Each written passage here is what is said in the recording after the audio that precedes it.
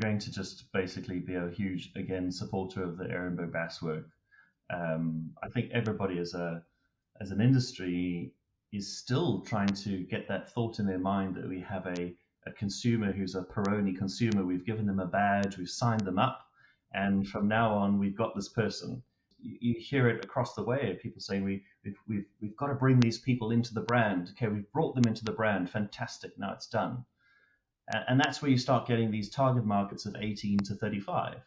Like I'm a little bit older than 35. Must I not drink anymore? We had a conversation the other day about extending the target market in one country, and we decided to extend it to 49. So I'm going to be 49 in 5 years' time. Does that mean in 5 years' time I'm not going to buy beer again? So we've done a lot of work to look just purely on that age piece to say, well, it turns out in all categories and all brands, there are these consumers who are in all ages. And in countries like Australia, like China, like Italy, there is a lot of older, healthier, wonderful consumers. Like my dad. I mean, my dad is 74 years old, and he is able to have as wide a portfolio of brands, cars, drinks, everything, that it's pretty much the same. And if all of us are infrequent buyers, then we're all going to be experiencing the same way. So I suppose the second part of that is the infrequent purchases piece. And just coming as an entire industry, trying to remember that, just to be respectful, that the best consumers we ever have are only going to be drinking our beers 5 out of 20, maybe 6 out of 20, 7 out of 20 at the most.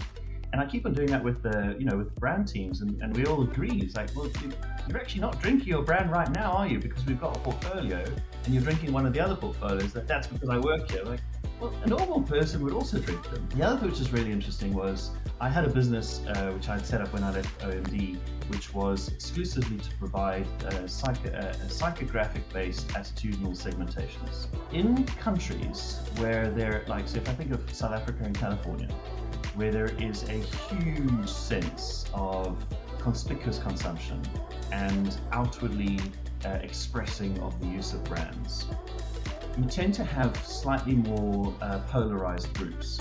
And you can take a brand like a really upmarket car or upmarket whiskey or even upmarket beer, and you can very clearly put different types of brands into different types of attitudinal segmentations.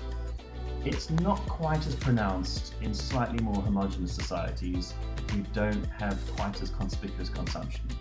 So where I live in England, the difference between a BMW, a Mercedes and an Audi driver, there is no difference. They're all just premium car buyers. And actually what's really interesting here is there isn't such a thing as a premium car buyer anyway. Everybody can access a car. If you really want to lay out the cash for a fairly big car, it doesn't really matter where you are on the income scale in England. It's not the same in a place like California. It's not the same like in a place like Nigeria. It's quite pronounced as to who you are and where you be. And that I find really interesting because that is across categories.